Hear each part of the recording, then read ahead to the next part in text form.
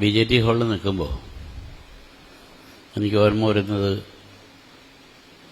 തൊട്ടപ്പുറത്ത് പഴയ ആൾക്കാർക്കറിയാം, ഒരു രാമനില ഉണ്ടായിരുന്നു. അറിയോ? യൂണിവേഴ്സിറ്റി കോളേജ് അപ്പുറത്ത്. ഞാനന്ന് SFIക്കാരായിരുന്നു. അപ്പം അന്നേരം അവിടെ ഇരിക്കുന്ന ശിവൻകുട്ടി ഒക്കെ നമ്മുടെ ഇപ്പോഴത്തെ മന്ത്രിയൊക്കെ ഉണ്ടായിരുന്നൊരു അടുപ്പം. എനിക്കതിനേക്കാൾ ഹൃദയരാഗം എന്ന് പറയുന്നൊരു സുഖം വരുന്നത്, സുഖമല്ല കേട്ടോ, വയലാറിൻ്റെ അവസാനത്തെ യാത്രയിൽ BJT ഹാളും ഒരു ഭാഗമായിരുന്നു. മെഡിക്കൽ കോളേജിൽ നിന്ന് വയലാർ മരിച്ചു എന്നുള്ള സൂചന കിട്ടിയപ്പോൾ ഞങ്ങളെയൊക്കെ വീട്ടിലേക്ക് കൊണ്ടുപോയി. 1975 ഒക്ടോബർ 26 വൈകുന്നേരം രാത്രി 11 മണിക്ക് ഞങ്ങളെക്കൊണ്ട് മെഡിക്കൽ കോളേജിൽ അമ്മയും മക്കളെ ഞങ്ങളെയും കാണിച്ചിട്ട്, അപ്പം വയലാറിങ്ങനെ ശ്വസിക്കുന്നുണ്ട്. വീട്ടിൽ കിടന്ന് ആ കിടപ്പൽ ചില കൂർക്കം വലിക്കുമായിരുന്നു നന്നായിട്ട്. അപ്പം നമ്മൾ കാണുന്ന കിടക്കുന്ന വയലാറ് കൂർക്കം വലിക്കും. അപ്പം വയറിങ്ങനെ പൊങ്ങിയും താഴും. അപ്പം അങ്ങനെ ഒക്ടോബർ 26 ഒരു കൂർക്കം വലിക്കുന്ന അച്ഛനെയായിരുന്നു മെഡിക്കൽ കോളേജിലെ ICUവിൽ കണ്ടത്. വയറിങ്ങനെ പൊങ്ങി താഴ്ന്നു. മരിച്ചിട്ടില്ല. ഞങ്ങളെ കൊണ്ടുപോയി. പിന്നീടാണ് കൊണ്ടുവരുന്നത് വീട്ടിലേക്ക്. അപ്പം വന്നു കയറി ഒരു വഴി BJT ഹാളായിരുന്നു. എല്ലാ ഓർമ്മകൾക്കും അപ്പുറത്തേക്ക് വയലാർ കയറി ഇറങ്ങിയൊരു ഹാളാണ് ഇത് എന്നുള്ളത്. അതുതന്നെയാണ് എൻ്റെ ഹൃദയത്തിൻ്റെ ഏറ്റവും സ്നേഹമുള്ള ഒരു ഓർമ്മ. പക്ഷേ വയലാർ എന്ന എനിക്കറിയില്ല കേട്ടോ, എപ്പോഴും അറിയില്ല എന്തിനാണ് വയലാർ വരുമ്പോഴേ. വയലാറിനെ ഇങ്ങനെ കുറ്റപ്പെടുത്തുന്നവരും ഇഷ്ടപ്പെടുന്നവരും ധാരാളമുണ്ട്. പലപ്പോഴും ഞാൻ പല രീതിയിലൊരു മകൻ എന്ന നിലയിൽ ചിലർ സ്നേഹം പറയും, പക്ഷെ അസൂയ കൊണ്ട് ചീത്ത പറയുന്നവരുണ്ട്. ഒരിക്കൽ ഒരു ചടങ്ങിൽ നമ്മുടെ ശാന്തിവിള ദിനേശില്ലേ, നിങ്ങൾക്കറിയാമല്ലോ, ശാന്തിവിള ദിനേശ് ഒരു കാര്യം പറഞ്ഞു. വയലാറിനെ കുറിച്ച് ഇങ്ങനെ അനാവശ്യം പറയുന്ന പെണ്ണുങ്ങളുണ്ട് എന്ന് പറഞ്ഞു.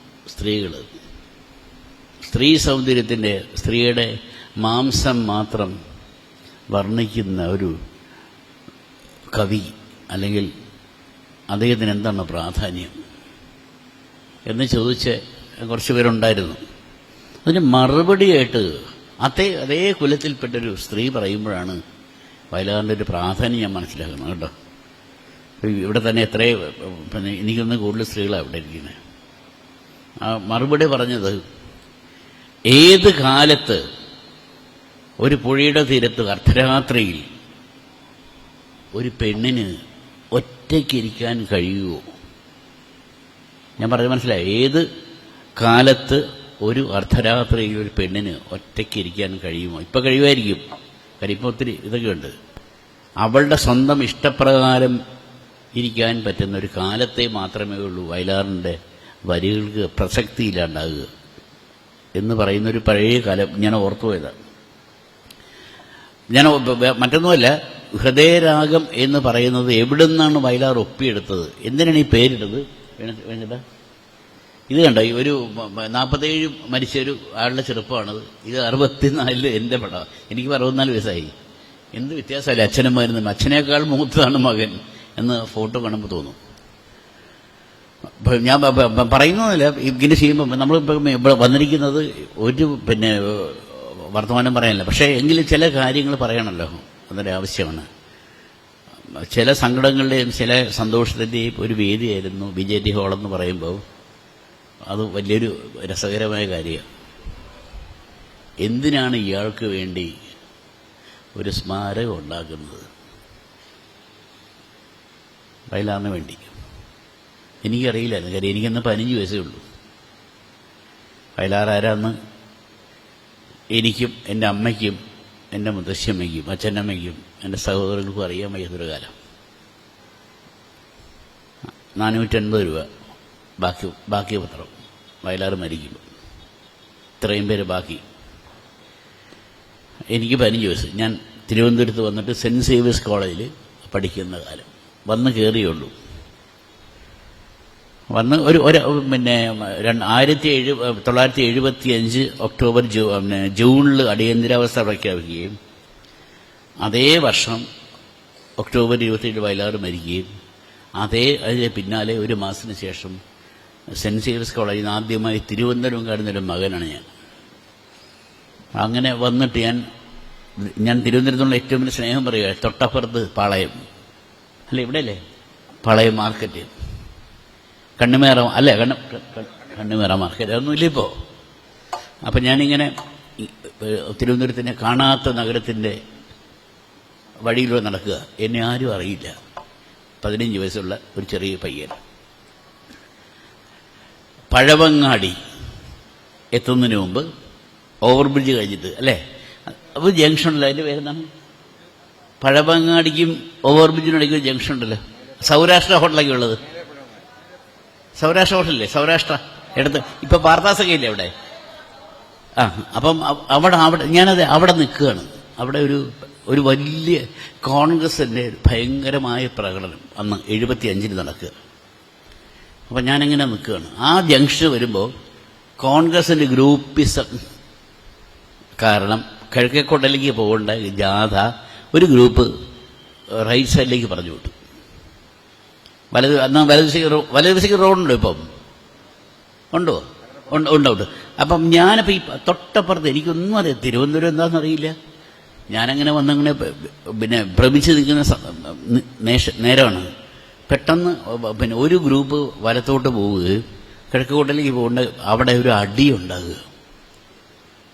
അടിയായി പിന്നെ കൊടി വച്ചിട്ട് ഞാൻ എന്ത് ചെയ്യണം? വലിയ മതിൽ ഇടത് വശത്ത്, ആ വീട് പോകേണ്ടത് എനിക്കറിയില്ല കേട്ടോ. പെട്ടെന്ന് ഒരാൾ പിന്നെ എന്നെ അടുത്ത് വന്നിട്ട് എന്നെ ഇങ്ങനെ പൊക്കിയെടുത്ത് ആ മതിലിൻ്റെ മുകളിലേക്ക് ഇട്ടു, അകത്തേക്ക് ഇട്ടു. അപ്പം ഞാൻ പേടിച്ചു, ഇതാരത്, എന്തിനാ എന്നെ, തിരുവനന്തപുരം ആദ്യമായിട്ട് കാണുന്ന ആള് എന്നെ ഇങ്ങനെ അടി കിടക്കുമ്പോൾ പൊക്കിയെടുത്ത് ആ മതിലിനകത്തേക്ക് ഇട്ടു. ഞാനവിടെ നിൽക്കുക, മതിൽ അകത്തേയും ഒരു വീടിനകത്താണ് വീടിനിരിക്കുന്നത്. ഇപ്പോൾ ഉണ്ടോ വീടെന്ന് എനിക്കറിയില്ല. ഈ അദ്ദേഹം അകത്തേക്ക് കയറിയിട്ട് ആ ഗേറ്റിനോട് കയറിയിട്ട് പറഞ്ഞു, വയലാറിൻ്റെ മകനായത് കേട്ടോ, ഇവിടെ അടി നടക്കുകയാണ്, അതിക്കൊന്നും വരരുത്. അപ്പോൾ വീട്ടുകാരെനിക്ക് വെള്ളം, ഞാൻ പേടിച്ച് എനിക്ക് വെള്ളമൊക്കെ തന്നു. ആരാന്നറിയോ? പഴയ ആൾക്കാർക്ക് അറിയാം. പാളയം സലീമിനറിയോ? പാളയം സലീം എന്ന് പറഞ്ഞാൽ പണ്ട് പഴയൊരു ഗുണ്ട എവിടുത്തെ അറിയോ? ആർക്കെങ്കിലും അറിയോ? പാളയം സലീം ഒരു നമ്മൾ പറയുമല്ലോ നികൃഷ്ടൻ എന്നൊക്കെ പറയുന്ന ഒരു മനസ്സിലേക്ക് വയലാറിൻ്റെ സ്നേഹം അല്ലെങ്കിൽ വയലാറിൻ്റെ മകനൊരു സുരക്ഷിതത്വം കൊടുക്കാനുണ്ട്. ഒരു ഗുണ്ട എന്ന് പറയുന്ന നമ്മളൊക്കെ പറയില്ലേ, ആ മനസ്സിലേക്ക് ഇഷ്ടപ്പെടാൻ ഒന്നും അറിയാതെ എന്നെ പിടിച്ച് അകത്തേക്കിട്ടില്ലേ എന്ന് പറയുന്ന ആദ്യത്തെ അനുഭവം, തിരുവനന്തപുരത്തെ ആദ്യത്തെ അനുഭവം അച്ഛൻ്റെ പേരിൽ ഞാൻ അനുഭവിച്ചത് ഇവിടെ ഈ പിന്നെ വിജയയോടും അവിടെ. അത് ഒരു വശം. രണ്ടാമത് സന്യാസിനി എന്നുള്ള പാട്ട് 1970 ദേവരാമാഷയുടെ മലയാള ചലച്ചിത്ര സംഗീതത്തിൻ്റെ 75ാം വാർഷികം ആഘോഷിക്കുമ്പോൾ നമ്മുടെ സെനറ്റ് ഹാളിൽ ഇതേപോലെ ഇത്രയും സുന്ദരമായിട്ടൊന്നുമില്ല, പിന്നെ സദസ്സിൽ മുഴുവൻ ഒരു 6-7 റോ മുഴുവൻ സുന്ദരമായ യേശുദാസിൻ്റെ ഗാനമേളയുണ്ടെന്ന് പറഞ്ഞിട്ട് തിരുവനന്തപുരത്തെ എല്ലാ മിടുക്കി സുന്ദരിമാരും വന്നിട്ട് ഈ പാട്ട് കേൾക്കാൻ വന്നിരിക്കുന്ന സമയത്ത് ഞാനിങ്ങനെ അടുത്തിരിക്കുമ്പം സന്യാസിനി അദ്ദേഹം പാടുക. സന്യാസിനിയെ പാടിയിട്ട് അദ്ദേഹം പാടി ഇങ്ങനെ ഞാൻ ഇതുപോലെ വശത്ത് നിൽക്കുക, അദ്ദേഹം ഇതുപോലെ വശത്ത് നിൽക്കുക സ്റ്റേജിൻ്റെ. അപ്പം പിന്നെ ഇങ്ങനെ പാടി നിറഞ്ഞു നിൽക്കുമ്പോൾ ആരും കൈയടിക്കും. ഈ പാട്ട് പാടിക്കഴിഞ്ഞാൽ അദ്ദേഹം പോകുമ്പോൾ ആരും കൈയടിക്കുന്നില്ല. ഞാനപ്പുറത്ത് നിൽക്കുക, ഞാൻ കൈയടിച്ചു സന്യാസിനെ പാടുമ്പോൾ. കാര്യം അത് പാടുമ്പോൾ നമുക്കറിയാമല്ലോ പാട്ടിൻ്റെ ഒരു വേദന നമുക്കറിയാമല്ലോ. ദാസേട്ടൻ്റെ മനസ്സിലെ വേദന എനിക്കറിയാം, വയലാറിൻ്റെ മനസ്സിലെ വേദന എനിക്കറിയാം, കേൾക്കുന്നവരുടെ മനസ്സിലെ വേദന എനിക്കറിയാം. പക്ഷേ സന്യാസിനിയാകാൻ ഇഷ്ടപ്പെടാൻ ആഗ്രഹിച്ച പെണ്ണുങ്ങളുടെ മനസ്സിലെ വേദന എനിക്കറിയില്ല. അവർ കൈയടിച്ചില്ല. ഞാൻ കൈയടിച്ചപ്പോഴത്തേക്ക് പെട്ടെന്ന് ഒരു സ്ത്രീ പെട്ടെന്ന് എഴുന്നേറ്റ് കൈയടിച്ചപ്പം ആ കൈയടി ആവർത്തിച്ചു. എന്താ കാര്യം ചോദിച്ചപ്പോൾ അവർ പറഞ്ഞു, ഒരു പക്ഷേ യേശുദാസ് പാടുന്നത് നമുക്ക് സന്തോഷം, ദേവരാജ മാഷ് സംഗീതം ചെയ്തത് നമുക്ക് സന്തോഷം, പക്ഷേ രാത്രി പകലിനോട് എന്ന പോലെ എന്ന് പറയുമ്പോൾ യാത്ര ചോദിക്കാൻ ഇഷ്ടമില്ലാത്ത ഒരാളെ എന്തിനാണ് യാത്ര പറഞ്ഞു പോയത് എന്ന് പറയുന്ന ഒറ്റപ്പെട്ട ഒരു സ്നേഹമുണ്ടല്ലോ. ആ ഒറ്റപ്പെട്ട സ്നേഹത്തിന് വലിയ രസമാണ്. പിന്നെ നമ്മൾ പറയും, എനിക്ക് പെണ്ണുങ്ങളോട് ദേഷ്യമായിരുന്നു, അങ്ങനെ ഞാൻ കല്യാണം കഴിച്ചു. കല്യാണം കഴിച്ചപ്പം ഒരു പെണ്ണോട് എനിക്ക് ദേഷ്യം ഉണ്ടായുള്ളൂ, ബാക്കി എല്ലാ പെണ്ണുങ്ങളെയും ഞാൻ ഇഷ്ടപ്പെട്ടു എന്ന് പറയും. ഭാര്യയല്ലേ എന്ന് പറയും. ഒരാൾ ഇഷ്ടപ്പെടുക എന്ന് പറയുന്നത്, അന്ന് 75 ഒരാൾ ഇഷ്ടപ്പെടുക എന്ന് പറയുന്നത് കണ്ട് വളർന്ന് ആ സ്നേഹത്തിൻ്റെ ബാക്കി പത്രം ഈ 49 കൊല്ലം കഴിഞ്ഞിട്ടും ഈ വേണിച്ചേട്ടൻ ഉൾപ്പെടെയുള്ള ഈ ഹൃദയരാഗം എന്ന ഗ്രൂപ്പിൽ നമ്മളെ വിളിക്കുന്നതല്ല വിഷയം കേട്ടോ. വിളിക്കുന്നതുകൊണ്ട് വിളിക്കാം, സംസാരിക്കാം, കണക്ക് പറഞ്ഞ് കാശ് മേടിക്കാം, ഇല്ലേ? എല്ലാവരും വിളിക്കും, എല്ലാവരും പറയും, എല്ലാവരും വരും, പൈസ മേടിക്കും. പക്ഷേ 49 കൊല്ലം കഴിഞ്ഞും വയലാറിൻ്റെ കുടുംബത്തിന് ജീവിക്കാൻ എന്തെങ്കിലും കൊടുക്കണം എന്നൊരു ഓർമ്മപ്പെടുത്തലും ഒരു സഹായമാണ് ഈ വിളി കേട്ടോ. അതുകൊണ്ട് തന്നെ എല്ലാ അർത്ഥത്തിലും കേട്ടോ ഞാനത് വളരെ ഹൃദയപൂർവ്വം എൻ്റെ കുടുംബത്തിന് വേണ്ടി, എൻ്റെ ഭാര്യയ്ക്ക് വേണ്ടി, എൻ്റെ മക്കൾക്ക് വേണ്ടി ഞാനത് ഇഷ്ടപ്പെടുന്നു, സന്തോഷിക്കുന്നു. പക്ഷെ ഒരു കാര്യം വളരെ ഇതായിട്ട് പറയുമ്പോൾ ബാക്കി ഒരു പാട്ടുണ്ട് വയലാറിൻ്റെ, നമ്മൾ എപ്പോഴും മറന്നു പോകുന്നതും ഇഷ്ടപ്പെടാത്തതൊക്കെ ഒരു കാര്യം. മനുഷ്യൻ മതങ്ങൾ സൃഷ്ടിക്കുന്ന ഒരു പാട്ട് വയലാർ എഴുതി, നടക്കുന്നു, മതങ്ങൾ പിന്നെ ജയിക്കുന്നു, ആകെ വന്നോട്ടെ, മതം ജയിക്കുകയോ മനുഷ്യൻ തോക്കുകയോ ഒക്കെ ചെയ്യട്ടെ, നമുക്കറിയില്ലത്. പക്ഷെ ഒരു കാര്യമുണ്ട് കേട്ടോ, ഈ പ്രപഞ്ചം എന്ന സംഭവം നമ്മൾ ഉദ്ദേശിക്കുന്ന ഈ പ്രകൃതി, നമുക്കെല്ലാം തരുന്ന പ്രകൃതിയും പ്രപഞ്ചവും നിലനിൽക്കണോ? നിൽക്കുന്ന നിപ്പിൽ ഈ ഭൂമി എന്നുള്ളതാണ്. ഇവിടെ ദേവാലയം പൊളിഞ്ഞാലും കമ്മ്യൂണിസം പൊളിഞ്ഞാലും ഇവിടെ ഒന്നും സംഭവിക്കില്ല. പക്ഷേ ജീവിതം, ഈ ഭൂമി പൊളിഞ്ഞാൽ എന്തൊക്കെ സംഭവിക്കുന്നു അറിയില്ല. അപ്പം അതുകൊണ്ട് അങ്ങനെ പിന്നെ വയലാർ എഴുതിയിട്ടുണ്ട് കേട്ടോ. എപ്പോഴും നമ്മൾ മനസ്സിൽ സൂക്ഷിക്കേണ്ടത്, എന്ത് കടന്നാലും എനിക്ക് പറയാനുള്ള ഒരു മകൻ നിലയ്ക്ക് എനിക്ക് അച്ഛൻ പഠിപ്പിച്ചൊരു കാര്യം പറയാം, ജീവിതത്തിൽ സൂക്ഷിക്കേണ്ട ഏറ്റവും വലിയ കാര്യം പ്രണയമാണ് കേട്ടോ. പ്രണയമില്ലെങ്കിൽ ജീവിതമില്ല, ബാക്കിയെല്ലാം വെറുതെയാണ്. അന്നേരം കാര്യം നേടാൻ വേണ്ടിയുള്ള കാര്യങ്ങളാണ് സർവ്വഭൗതിക കാര്യങ്ങളും. ജീവിതവും ജോലിയും രാഷ്ട്രീയവും ഒക്കെ അന്നേരം എന്തെങ്കിലും കിട്ടാൻ വേണ്ടി. പ്രണയം ഏറ്റവും അവസാനത്തെ കണ്ണിയാണ്. ഒറ്റയ്ക്കിരിക്കുമ്പോൾ എല്ലാം മറന്നാലും 2 പെഗ് കഴിക്കുന്നതാണ്. ഫോണെടുത്ത് ഒന്നെടുക്കാൻ ഒരു പെണ്ണിൻ്റെ മനസ്സിലേക്ക് വരുന്നത് ഒരു പ്രണയമുണ്ട്. അതൊരു പാട്ടുണ്ട് കേട്ടോ വയലാറിൻ്റെ, ഇത്ര പേർക്ക് അറിയുന്നില്ല. ഗഗനമേ, കേട്ടോ ആ പാട്ട്? ഗഗനമേ ഗഗനമാമേകാന്തതേ. ഗഗനമാകാശമാണ്. ആകാശത്തിലേക്ക് ആ BJT ഹാൾ വരെ ആ വഴി കയറി ഇതിലിറങ്ങിപ്പോയത് ഞാൻ കണ്ടിട്ടില്ല. ആകാശം വളരെ വിശാലമാണ്. നമ്മൾ പറയും സമുദ്രമാണ് വലുതല്ല, ആകാശമാണ്.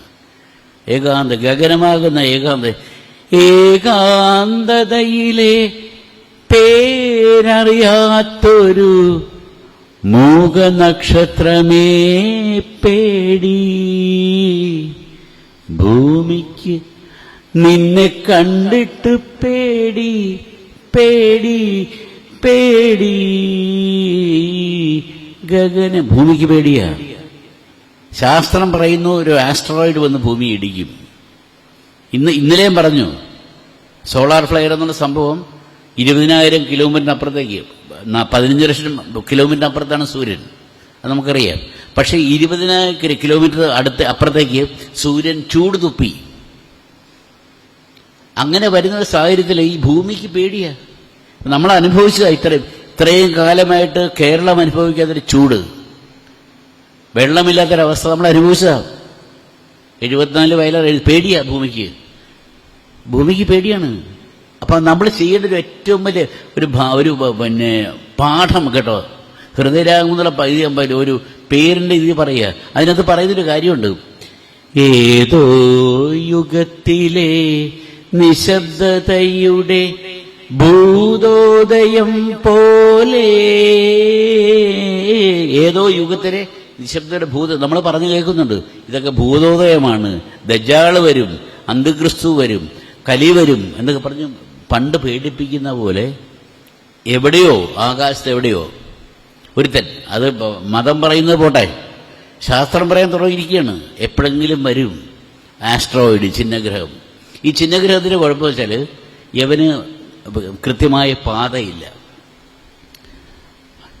ഭൂമിക്കും സൗരയൂഥത്തിന് മുഴുവൻ ഇപ്പം എല്ലാ നമ്മുടെ ഗ്രഹങ്ങൾ ഒരുമിച്ചിരിക്കുന്ന ഒരു അവസ്ഥ ഇപ്പോൾ വരുന്നുകൊണ്ടിരിക്കുക. പണ്ടൊരു ജൂപ്പിറ്റർ എഫക്റ്റ് പറഞ്ഞു, അത് പോട്ടെ.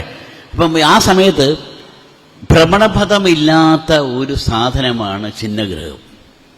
ഇത് എങ്ങനെയും വഴിതെറ്റിയിട്ട് ഒറ്റയാനെ പോലെ, കല്യാണം കഴിക്കാത്ത ചെറുപ്പക്കാരനെ പോലെ എവിടെയും ഇടിച്ചു കയറാം. ഏതോ യുഗത്തിലെ നിശബ്ദതയുടെ ഭൂതോദയം പോലെ നീ നിൽക്കുകയാണ് എവിടെയോ.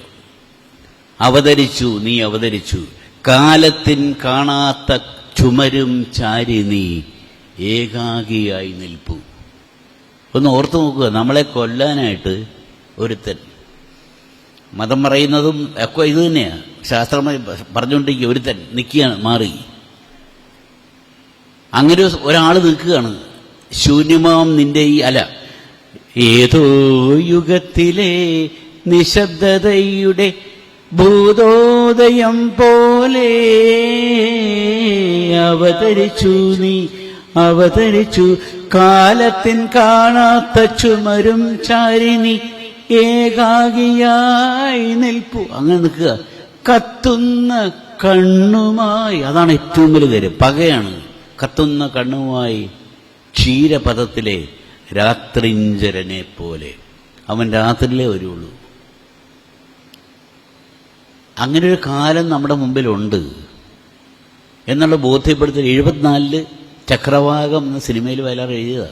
നമ്മൾ പറയുന്ന മനുഷ്യനും മതങ്ങൾ സൃഷ്ടിച്ചു മാത്രമേ, അതല്ല. അതിനപ്പുറത്തേക്ക് മനുഷ്യനും മതങ്ങളും ദൈവങ്ങളും ദൈവത്തെ ഉണ്ടാക്കി. പക്ഷെ എങ്ങനെ ഇത് ഒരിക്കലും ഒന്നാവില്ല. നമ്മൾ ഹിന്ദുവായി മുസൽമാനായി ചത്തുപോകുള്ളൂ. പക്ഷേ അതിനപ്പുറത്തേക്ക് സൗരയൂഥത്തിൻ്റെ മാനസപുത്രിയാം ഭൂമിദേവിയെ പോലെ അവനെ നിന്നോട്ടെ അവിടെ. കത്തുന്ന കണ്ണുമായി ക്ഷീരപഥത്തിലെ രാത്രിഞ്ചരനെ പോലെ, ആ കാലത്തിൻ്റെ കാണാത്ത ശുഭചാരി അവൻ നിന്നോട്ടെ.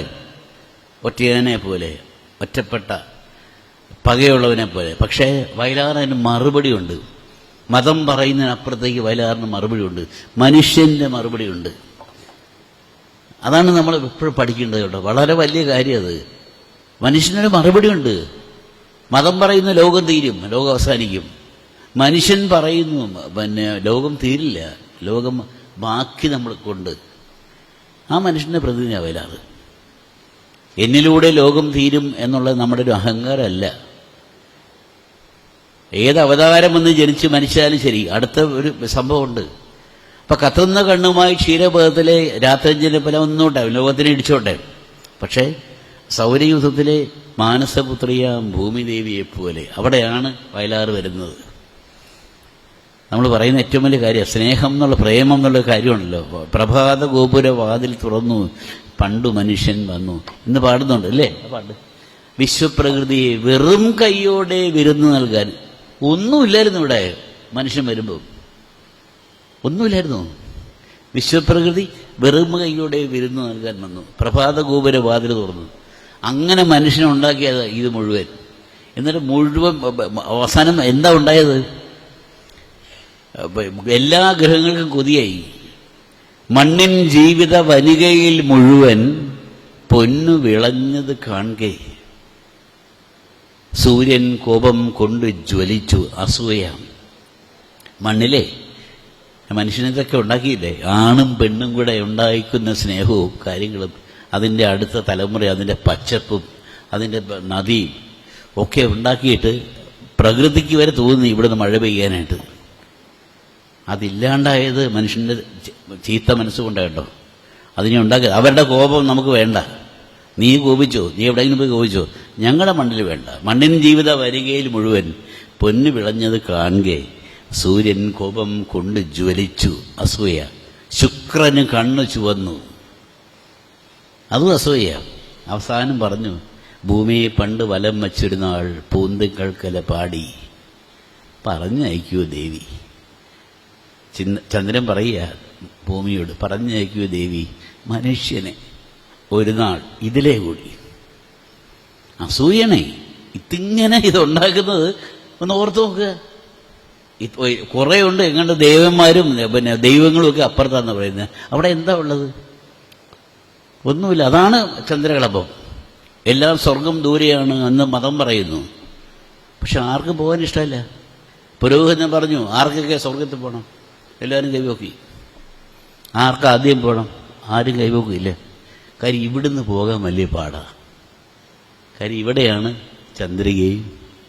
ചന്ദ്രികയുണ്ടോ അല്ലേ? വേറെ എവിടെയുള്ളത്? ഇവിടെ ഉള്ളതൊക്കെ.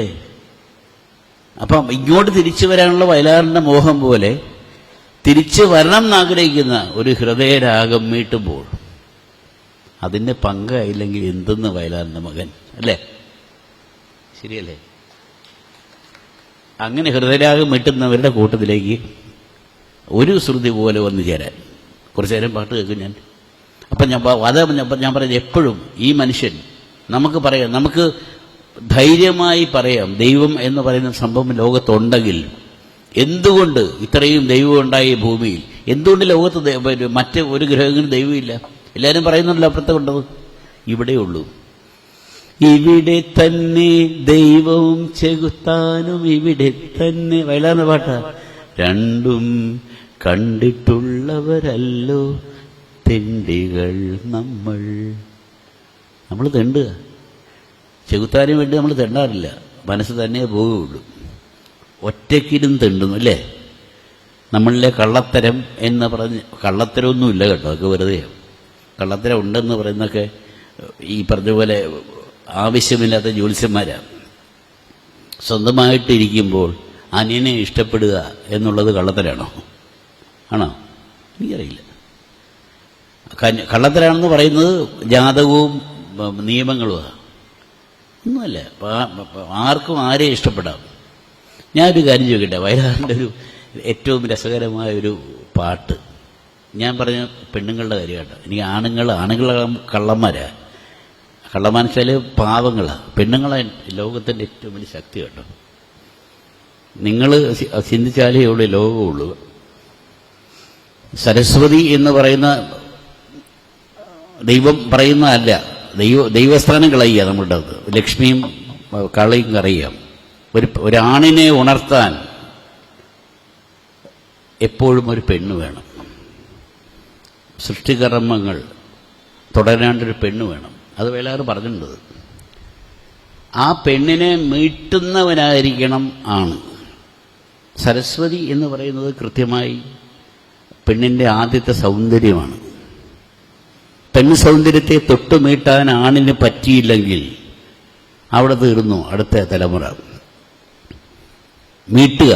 സരസ്വതി വീണയാണ്, സരസ്വതി പെണ്ണാണ്. സരസ്വതി മീട്ടാൻ മിടുക്കുള്ളവനാണ് ആണ്. പെണ്ണിനെ മീട്ടിയാൽ, വയലാർ പറഞ്ഞ കഥ കേട്ടോ, എന്നോട് പറഞ്ഞ കാര്യം അത്. സരസ്വതി എന്നുള്ള പേരുള്ള പല സ്ത്രീ, അതിനെ മീട്ടുക എന്നുള്ള ആണിൻ്റെ ജോലിയാണ്. വിരലുകൊണ്ട് മീട്ടി അവളെ ലക്ഷ്മിയാക്കുക, ഐശ്വര്യത്തിൻ്റെ ലക്ഷ്മിയാക്കുക. വലിയ പാടാ. വൈകുന്നേരം 6 മണിക്ക് ജോലിയും കഴിഞ്ഞ് ഒന്നും ചെയ്യാൻ പറ്റില്ല. പക്ഷേ ആ സരസ്വതിയെ മീട്ടി ഐശ്വര്യത്തിൻ്റെ ലക്ഷ്മിയാക്കിയാൽ അവൾ പിന്നീട് സൃഷ്ടിയുടെ മഹാകാളിയ ഭദ്രകാളിയായിട്ട് മാറും. അനുഭവമുള്ള ആണുങ്ങൾക്ക് മനസ്സിലാക്കാം. എനിക്ക് അനുഭവമുണ്ട് കേട്ടോ. എഴുന്നേറ്റ് നിൽക്കുന്ന, മുടി ഒലിഞ്ഞ് നിൽക്കുന്ന എൻ്റെ ഭാര്യ ഞാൻ കണ്ടിട്ടുണ്ട്. വയലാറിൻ്റെ പാട്ട് വച്ചിട്ട് ഞാൻ ചെയ്തതാണ്. എഴുന്നേറ്റിങ്ങനെ മുടി ഒലിച്ച് നിൽക്കും മുമ്പിൽ, പേടിക്കും. സമയമായി എന്ന് പറയുന്ന ഒരു ഭാര്യ ഞാൻ കണ്ടിട്ടുണ്ട്. ആണ് തയ്യാറാണ്. ആണിന്ന് തയ്യാറാകുക എന്നുള്ളതാണ് അന്ന് പറഞ്ഞ വയലാറിൻ്റെ എല്ലാ കാര്യവും അത് തന്നെ കേട്ടോ. കൺപീലികളിൽ തങ്ങി പനിനീർ മഴ എന്നുള്ള പാട്ട് അല്ലേ, പൂമഴ തേന്മഴ. വെറുതെ ഒരു മഴ പെയ്യുക, ഒരു കാര്യമില്ല. നമ്മളൊക്കെ മഴ പെയ്യുന്ന ഇന്നും കണ്ടു, പ്രളയം, ശല്യം, ഒന്ന് സ്കൂട്ടർ എടുത്ത് പുറത്തേക്ക് പോകാൻ പറ്റുന്നില്ല എന്ന് പറയുന്ന മഴയെ 2 ദിവസം കഴിയുമ്പോൾ ശപിക്കുന്നവരാണ് നമ്മൾ. മഴയില്ലെങ്കിൽ നമ്മൾ ചീത്ത പറയും, ഓ എന്ത് ചൂടാ എന്ന് പറയുന്ന നമ്മൾ മഴ പെയ്ത് 2 ദിവസം കണ്ടമാനായി കഴിഞ്ഞ് നമ്മൾ പറയും ചീത്തയാണ്, ഓ ശല്യം ചെയ്യും. പക്ഷെ അത് വീഴുന്നൊരു സുഖമുണ്ട്.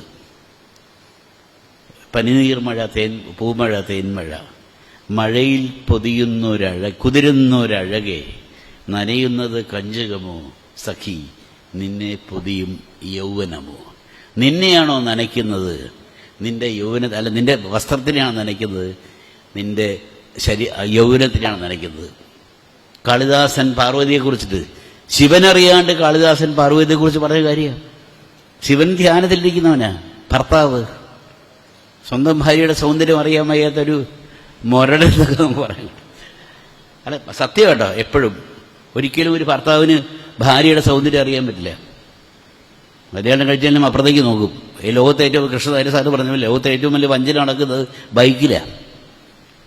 മുമ്പേ പോകുന്ന പെണ്ണിനെ ഭാര്യ അറിയാണ്ട് ഒളിഞ്ഞു നോക്കുന്ന ഭർത്താവ് വണ്ടി ഓടിക്കുന്നു, പുറകിക്കുന്ന ഭാര്യ ഭർത്താവ് അറിയാണ്ട് അപ്പുറത്തെ സുന്ദരനെ.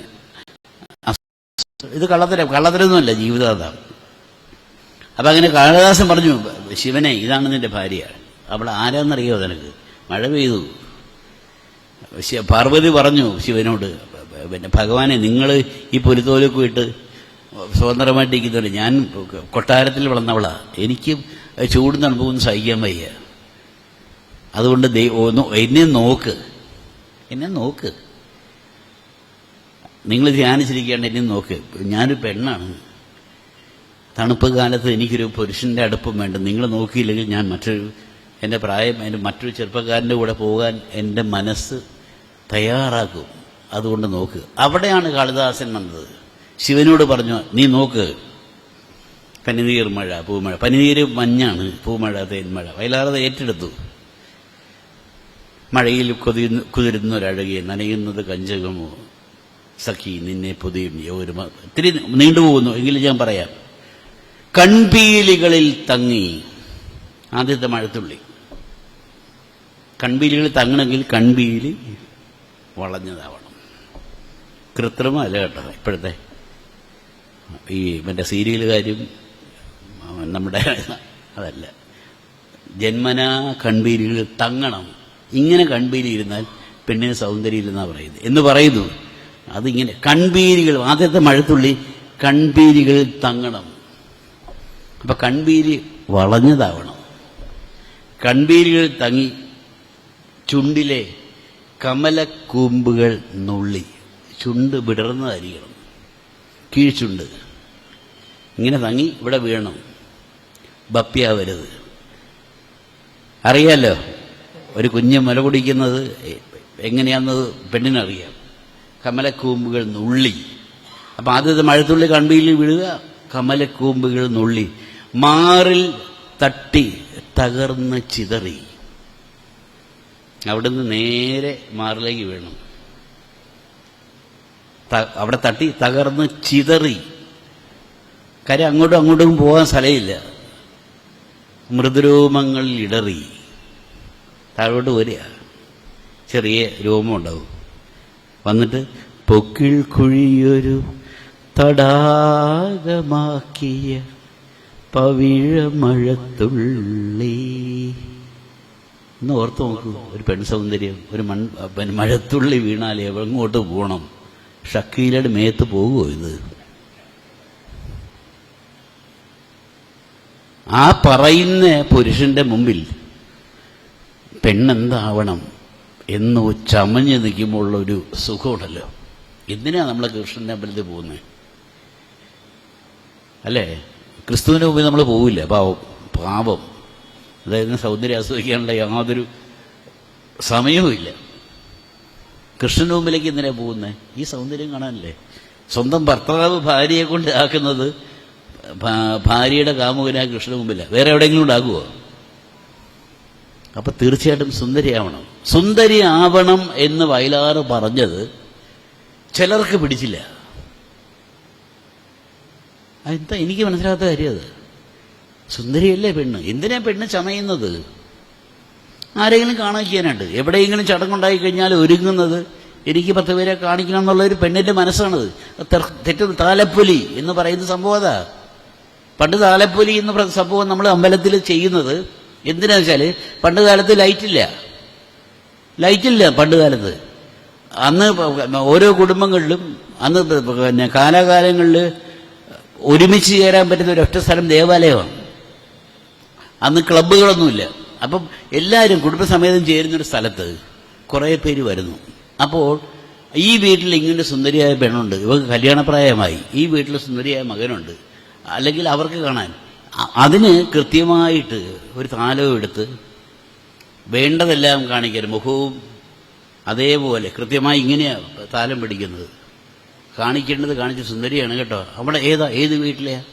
ഇന്ന വീട്ടിലെയാ. ശരി, ആലോചിക്കാം. അങ്ങനെ അപ്പം നമ്മൾ പറയും താലപ്പൊലി എടുത്തു കഴിഞ്ഞാൽ, ദൈവത്തിന് മുമ്പിൽ താലപ്പൊലി എടുത്താൽ കല്യാണം നടക്കും എന്ന് പണ്ട് പറയുന്ന ഒരു വിശ്വാസമുണ്ട്. അതല്ല. താലപ്പൊലി എടുത്ത് പെണ്ണ് നടക്കുമ്പോൾ ആരെങ്കിലും ഏതെങ്കിലും കുടുംബത്തിലെ ആൾക്കാർ ഇവിടെ ഏതാന്ന് ചോദിക്കും. അത്രയേ ഉള്ളൂ. അതാണ് സംഭവം കേട്ടോ. അത് കൃത്യമായിട്ട് വയലാർ പറഞ്ഞു. അത് പറഞ്ഞത് തെറ്റാണെന്ന് പറയുന്നവരോട് നമുക്ക് പരാതിയുള്ളത്. അത് സത്യമല്ലേ? എനിക്ക് തോന്നുന്ന കാര്യം പറയട്ടെ, സത്യമല്ലേ അത് പറഞ്ഞത്? ലോകത്ത് ഏതെങ്കിലും സ്ത്രീ ഒരു പുരുഷനെ നോക്കരുത് എന്ന് ചിന്തിക്കുന്നുണ്ടെങ്കിൽ ആ പെണ്ണിന് എന്തെങ്കിലും കുഴപ്പമുണ്ട്. നോക്കരുത്. ഇപ്പം പറയൂല 14 മിനിറ്റ് 12 മിനിറ്റ് എന്നൊക്കെ പറയും. ഇത്രയും വൃത്തികെട്ട എന്തെന്ന് പറയുന്നത്? ഡ്രൈ ഡേ 1-ാം തീയതി മദ്യം തുറന്നില്ലെങ്കിൽ ആരും കള്ളു കുടിക്കില്ല എന്നൊക്കെ പറയുന്ന വൃത്തികേട് പോലെ. പെണ്ണിനെ നോക്കരുത്. പെണ്ണിനെ നോക്കാനല്ലെങ്കിൽ പെണ്ണിന്റെ സൗന്ദര്യം എന്താണ്? പ്രകൃതിക്ക് വേണ്ടിയല്ലേ? എന്തിനാണ് വസന്തവും ഗ്രീഷ്മവും പിന്നെ എല്ലാ ഋതുക്കൾ 6 ഉണ്ടാകുന്നത്? പ്രകൃതിക്ക് എന്തിനാ 6 ഋതുക്കൾ ഉണ്ടാകുന്നത്? വസന്തം വരുന്നത് വണ്ട് വരാനാ. കാമുകനായ വണ്ടും ശലഭങ്ങളും വരണം എന്നിലേക്ക്, വന്നിട്ട് എന്റെ തേനെടുക്കണം. തേനെടുത്ത് അവൻ കൊണ്ടുപോകും, അവിടെ വാടും. പെണ്ണിന്റെ ഒരു വംശം ഒരു വശം വാടും, വണ്ടെടുത്തോണ്ട് പോകും. ആ വണ്ട് കൊണ്ടുപോയിട്ട് അത് അടുത്ത വേനലിൽ അതിൻ്റെ വിത്ത് വിതറും ലോകത്ത്. അതിൽ നിന്ന് കിട്ടിയത്. അല്ലാണ്ട് ചുമ്മാ അന്നേരത്തെ ആവശ്യമല്ല. രാത്രിയിൽ ആണും പെണ്ണും കിടക്കുന്ന ഹോട്ടലിലെ അവസ്ഥയല്ല. അതെടുത്ത് കൊണ്ടുപോവുക. അടുത്ത വേനലിൽ ഉണ്ടാകുന്നത് ആ വേനലിൽ ആ വിത്തെടുത്ത് വിതറും പല സ്ഥലങ്ങളിലും. പിന്നാലെ മഴ വരും. വസന്തം ഗ്രീഷ്മം വർഷം. മഴ വരുമ്പം അവൻ എറിഞ്ഞിട്ട വിത്ത് മുളയ്ക്കല്ലേ? മുളച്ചു കഴിഞ്ഞിട്ട് ഒരു മുളയ്ക്കുന്നൊരു പ്രസവാവസ്ഥയുണ്ട് ഏത് പെണ്ണിനും. വിത്ത് ഗർഭത്തിൽ വന്നു കഴിഞ്ഞാൽ അവളിങ്ങനെ അടങ്ങിയിരിക്കുന്ന സമയമുണ്ട്. അതാണ് ആലസ്യം. ശരത്കാലം, വസന്തം വർഷം ഗ്രീഷ്മം, വസന്തം ഗ്രീഷ്മം വർഷം ശരത്കാലം, ഒരു ഗർഭാവസ്ഥ. അവിടെയാണ് ഇത് വളരുന്നത്. അടുത്തത് ഹേമന്തം, വിളവുണ്ടാവുന്നു. ആ വിളവെടുത്തു കഴിഞ്ഞിട്ടാണ് സന്തോഷത്തിൻ്റെ ശിശിരകാലം വരുന്നത്. ഇങ്ങനെ ഋതുക്കൾക്കൊരു കഥയുണ്ട്. അത് പെണ്ണിൻ്റെ പെൺമനസ്സിൻ്റെ യാത്രയാണെന്ന് കണ്ടുപിടിക്കുന്നതാണ്.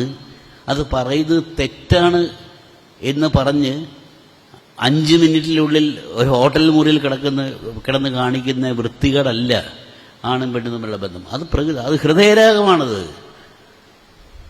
എന്ന് വയലാർ പറഞ്ഞപ്പോൾ കുറേ പേർക്ക് എന്തൊക്കെയോ പ്രയാസമുണ്ടായവരുടെ വേറെ പണി നോക്കാൻ ഞാൻ പറയും കേട്ടോ. ഞാനിപ്പോഴും എൻ്റെ ഭാര്യയുടെ ഒരു ഭർത്താവ് നിലയ്ക്ക്, എൻ്റെ കുഞ്ഞിൻ്റെ അച്ഛന് നിലയ്ക്ക് ഞാൻ പറയുകയാണ്, ഞാൻ പ്രണയിക്കും. പക്ഷെ അത് കൃത്യമായിട്ട് വസന്തമുള്ളവളെ, അവൾ വേർക്കുന്നെങ്കിൽ അവളെ വേർക്കുന്നവളെ, അവൾക്ക് വർഷമുണ്ടെങ്കിൽ, അവൾക്ക് ആലസ്യമുണ്ടെങ്കിൽ, അവൾക്ക് വിളവെടുപ്പുണ്ടെങ്കിൽ, അവൾ ശിശിരം പോലെ തണുപ്പ് പോലെ കിടക്കുന്നുണ്ടെങ്കിൽ ആ പ്രകൃതിയുടെ കുഞ്ഞിനെ ഞാൻ പ്രേമിക്കും. അത് വയലാർ പഠിപ്പിച്ച പാടാണ്. അതാണ് എൻ്റെ ഹൃദയരാഗം. ഒരു മകൻ്റെ അച്ഛനോട് കാണിക്കാവുന്ന ഏറ്റവും വലിയ കടമ അതാണെന്ന് ഞാൻ കരുതുന്നു. അതിന് വേദിയൊരുക്കിയ ഈ മുമ്പിലിരിക്കുന്ന ഇദ്ദേഹം അല്ലേ? കൃത്യം കേട്ടോ, ഞാനത് പറഞ്ഞേ പറ്റുള്ളൂ. അല്ലെങ്കിൽ വെറുതെ നമ്മളൊക്കെ യാന്ത്രികരായി പോകും.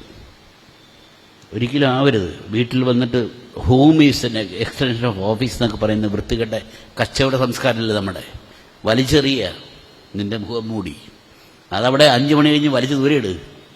നിന്റെ യന്ത്രവും ഇതല്ല. ശമ്പളം തരാനും ലക്ഷങ്ങൾ തരാൻ വേണ്ടി കച്ചവടക്കാരും പറയും നിന്റെ വീടും നിന്റെ ജോലി സ്ഥലമാണ്. എന്ത് ജോലി സ്ഥലം? രണ്ടുപേരും കൊണ്ടിരുന്നുണ്ട്, വീട്ടിലിരുന്നുണ്ട്, ലാപ്ടോപ്പ് വയ്ക്കുന്നതാണോ ജീവിതം? അല്ല. നിനക്ക് മണമുണ്ടെങ്കിൽ എനിക്ക് മണമുണ്ട്, എനിക്ക് മണമുണ്ട്, നിനക്ക് മണമുണ്ട്. അത് മോശമാണെങ്കിൽ മോശമാണെന്ന് പറയാവുന്നൊരു ഇടഞ്ഞേരുന്നൊരു ജീവിതം. ഒരിക്കലും കമ്പ്യൂട്ടറും ചേർന്നൊന്നും കുഞ്ഞുണ്ടാവില്ല കേട്ടോ. അതിന് നമ്മൾ തന്നെ ചെയ്യണം. അത് പറഞ്ഞവർ, അത് വയലാറല്ല ആദ്യം പറഞ്ഞ കേട്ടോ, അതിന് മുമ്പേ പറഞ്ഞിട്ടുണ്ട്. വയലാർ ഏറ്റു കുറച്ചുകൂടെ തീഷ്ണമായിട്ട് പറഞ്ഞേ ഉള്ളൂ. ശ്രീകുമാരൻ തമ്പിച്ചേട്ടൻ പറഞ്ഞിട്ടുണ്ട്. ഏറ്റവും അവസാനം ഇപ്പം വരുന്ന ഏറ്റവും ഒടുവിലത്തെ ഗാനരചയിതാവും പറഞ്ഞിട്ടുണ്ടെന്നുള്ള ഏറ്റവും എഴുത്തുകാരൻ സംഗീതത്തിനൊക്കെ വലുതാണ്. ഇപ്പം നമ്മൾ ഇവിടെ നടക്കുകയാണ്, രാജാ സാറൊക്കെ പിന്നെ വർത്തമാനം പറഞ്ഞുകൊണ്ടിരിക്കുക. പക്ഷേ അക്ഷരമില്ലാണ്ട് ഒരിക്കലും ഒരു പാട്ടുണ്ടാവില്ല. അത് സത്യമാണ് കേട്ടോ. അത് നിങ്ങൾക്ക് എല്ലാവർക്കും അറിയാം, എല്ലാവർക്കും അറിയാവുന്ന ഒരു കാര്യമാണ്. അപ്പം തമ്പിച്ചേട്ടൻ പറഞ്ഞു, എനിക്കിപ്പോൾ എൻ്റെ ജീവിതത്തിൽ ഏറ്റവും എന്നെ വേദനിപ്പിച്ചത്, എൻ്റെ വേദനയിൽ മരുന്ന ഒരു പാട്ടുണ്ട് കേട്ടോ. ഞാനത് പറയണം, വയലാറല്ലത് ആ പാട്ട് ചെയ്തത്, ശ്രീകുമാരൻ തമ്പിയാണ്. ജീവിതത്തിൽ മരുന്ന് വേണ്ട, പ്രണയത്തിന്, പ്രണയ ദുഃഖത്തിന്, വേദനയ്ക്ക് മരുന്ന് വേണമെന്ന് ശാസ്ത്രം പറയുമ്പോഴും ഒരിക്കലും മരുന്ന് വേണ്ട എന്ന് പറയുന്നൊരു പാട്ട് പറഞ്ഞതൊരു എഴുത്തുകാരന്, ഹൃദയത്തിന്റെ രാഗം പറഞ്ഞ എഴുത്തുകാരൻ ശ്രീകുമാരൻ തമ്പി. സ്വർഗമെന്ന കാനനത്തിൽ കേട്ടില്ല, സ്വർണമുഖി നദിക്കരയിൽ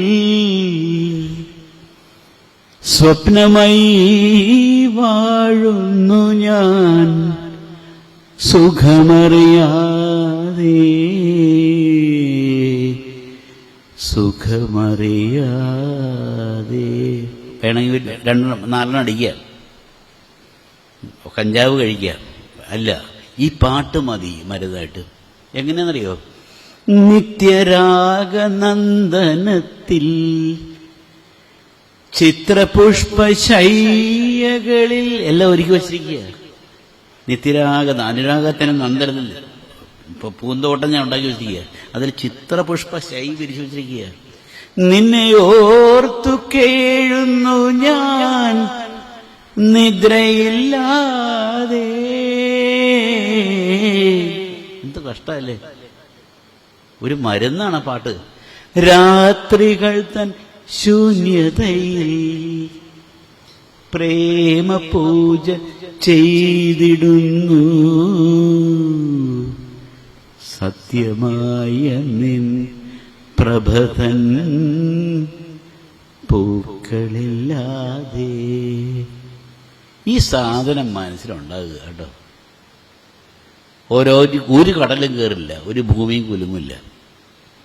1000 പേര് പറഞ്ഞ കൂട്ടത്തിൽ ഒന്നുകൂടെ ഒരുമിച്ച് കൃത്യമായിട്ട് പറഞ്ഞ വയലാറിനെ പോലെ ഓരോരുത്തരും, ഓരോ എഴുത്തുകാരനും. ഹൃദയം ദേവാലയം എന്ന് പറയുന്ന ബിച്ചു തിരുമല, ആനകളില്ലാതെ അമ്പാരിയില്ലാതെ ആറാട്ട് നടത്താറിനൂടെ, മേൽശാന്തിയില്ലാതെ മന്ത്രങ്ങൾ ചൊല്ലാതെ കലശങ്ങൾ ആടാറിനൂടെ എന്ന് പറയുന്ന ബിച്ചു തിരുമല വരെ ഇപ്പം ഏറ്റവും ഒടുവിൽ റഫീഖ് പറഞ്ഞ പോലെ, പിന്നെ എന്താണ് പേരറിയാത്തൊരു നൊമ്പരം, അത് എന്താ എഴുതിയ പിന്നെ രാക്കിളിതൻ വഴിമറയും നോവിൻ പെരുമഴക്കാലം എന്ന് പറയുന്നതിനൊരു വരി പറഞ്ഞിട്ടുണ്ട്.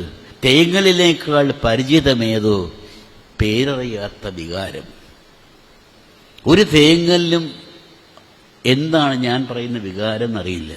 അത് നമ്മുടെ മനസ്സിൽ ആണും പെണ്ണും ഒളിക്കുന്ന ഏറ്റവും സുഖകരമായ രഹസ്യമാണ്.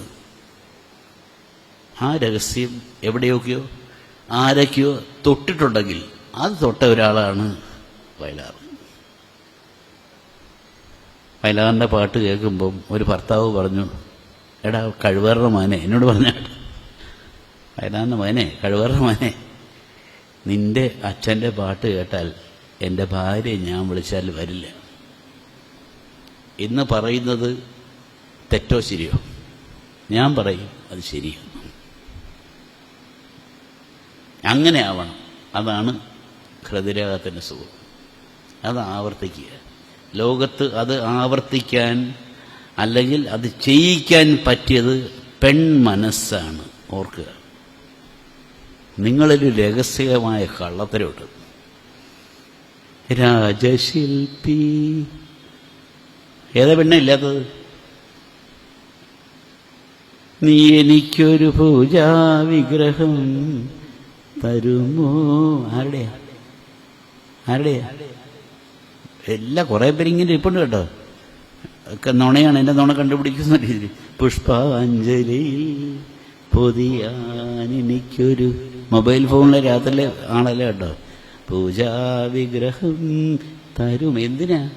തിരുമെയ് നിറയെ. എന്തുകൊണ്ട്? പുളകങ്ങൾ കൊണ്ടു ഞാൻ തിരുവാഭരണം ചാർത്തും. ഒന്ന് ഓർത്ത് നോക്കി. എന്തുകൊണ്ടാണ്? പിന്നെ ജ്യോത്സ്യം പറയുന്ന മാല കൊണ്ടൊന്നുമല്ല. എൻ്റെ മനസ്സിലെ പുളകങ്ങൾ കൊണ്ട് ഞാൻ തിരുവാഭരണം ചാർത്തും. ഹൃദയത്തളികയിൽ നമ്പൂരി പറയുന്നല്ല, അനുരാഗത്തിൻ അമൃത് നിവേദിക്കും. ഇല്ലാത്തൊരു പെണ്ണൊന്ന് പറയാമോ? ഉണ്ട് കേട്ടോ. എല്ലാം ഭയങ്കര ദേഷ്യത്തോടെ ഇരിക്കുക. ഹൃദയത്തെളിയിൽ അനുരാഗത്തിൻ്റെ പെണ്ണ് അമൃത് നിവേദിക്കാത്തൊരു പെണ്ണുണ്ടെങ്കിൽ എന്നെ തല്ലിക്കോ. എന്നിട്ടോ മറക്കും, എല്ലാം മറക്കും, ഞാനൊരു മായാലോകത്തിലെത്തും. ഇല്ലാത്തൊരു പെണ്ണുണ്ടെങ്കിൽ വയലാറില്ല. വയലാറില്ല, ശ്രീകുമാരൻ തമ്പിയില്ല, ഒരു പാട്ടെഴുത്തുകാരനുമില്ല, ഭാസ്കരൻ മാഷുമില്ല, ഒരു എഴുത്തുകാരനുമില്ല. സംഗീതം പറയുന്നുണ്ട്. അപ്പം എല്ലാ പെൺമനസ്സിലേക്കും വാക്കിൻ്റെ വില അറിയാവുന്ന, വാക്ക് എങ്ങനെയാണെന്ന് പറഞ്ഞു കൊടുക്കാൻ അറിയാത്ത ആണുങ്ങളുടെ ദൗർബല്യം മനസ്സിലാക്കുന്ന പെണ്ണ് ഒരു കവിയെ ഇഷ്ടപ്പെടുന്നെങ്കിൽ, ഒരു എഴുത്തുകാരനെ ഇഷ്ടപ്പെടുന്നെങ്കിൽ, ആ പെണ്ണിൻ്റെ മുമ്പിൽ വയലാറിൻ്റെ ഹൃദയരാഗം സമർപ്പിച്ചുകൊണ്ട് ഈ ചടങ്ങ് ഉദ്ഘാടനം ചെയ്യുന്നു. നന്ദി, നമസ്കാരം.